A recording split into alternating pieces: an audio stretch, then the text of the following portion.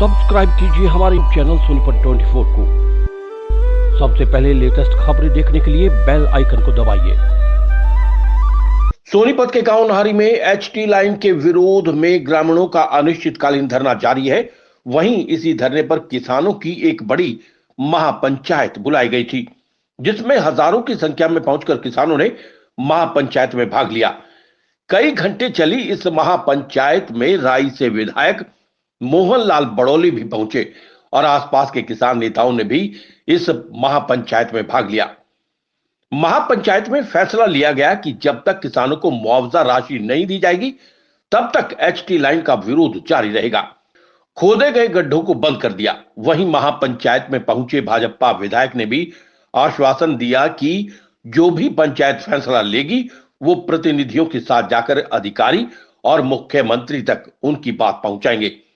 वहीं किसानों ने कहा कि किसानों की मांग जल्द पूरी नहीं हुई तो भाजपा नेताओं को गांव में नहीं आने देंगे। एनसीआर का एरिया है और यहाँ हाई टेंशन की जो वायर की लाइन खींच रही है, उसके लिए आंदोलन है।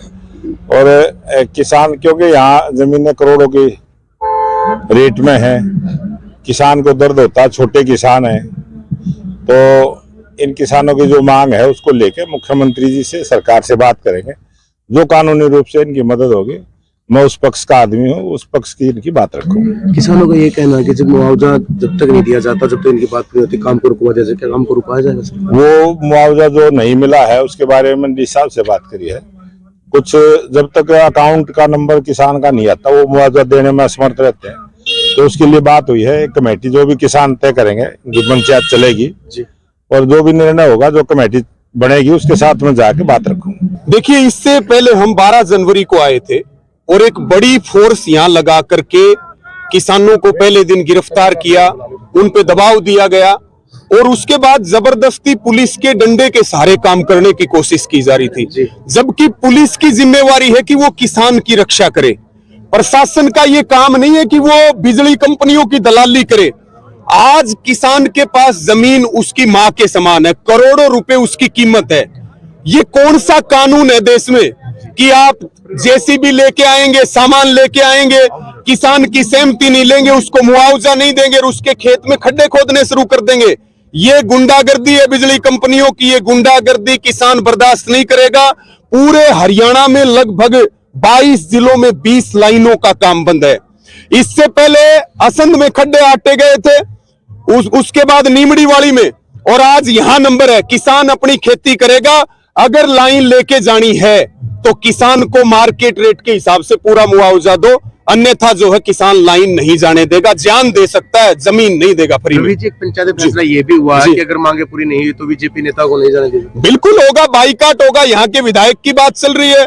ये जो सत्ता के नशे में अंधे होकर के बैठे हैं, अब की बार इनका बीजेपी वालों का चुनाव लड़ना तो बहुत दूर की बात है। गाँव में इनको घुसने नहीं देंगे, सब विरोध करेंगे। आज ये फैसला लिया गया है, यहाँ पे सरव खाप और सभी संगठनों की पंचायत थी कि जो खड्डे यहाँ पे खोदे गए हैं, उन खड्डों को आपा को सारे बंद करेंगे।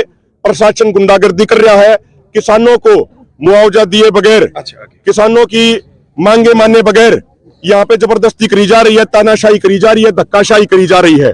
कहने को तो हमारा देश दुनिया का सबसे बड़ा लोकतंत्र है, लेकिन लोकतंत्र में किसानों की नहीं सुनी जा रही, लोकतंत्र में जनता उसकी नहीं सुनी जा रही।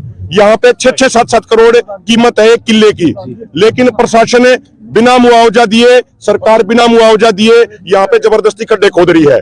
3-4 दिन पहले यहाँ पे हमारे 14 किसान गिरफ्तार किए गए थे और उनके साथ थानों में ऐसा व्यवहार किया गया जैसा आतंकवादियों के साथ भी नहीं होता।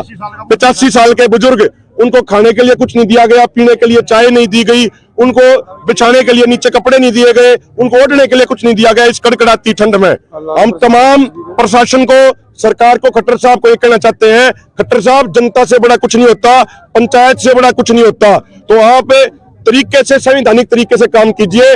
अपने ये बुलडोजरों के जरिए जनता को, किसानों की आवाजों को चलने का प्रयास मत कीजिए। विधायक भी पहुंचे थे, राय के आश्वासन दिया कि कमेटी। देखिए, उन्होंने तो बातें करी हैं, वो बातें बना के चले गए। उनके पास इतना भी टाइम नहीं है कि किसानों की बात सुन ले।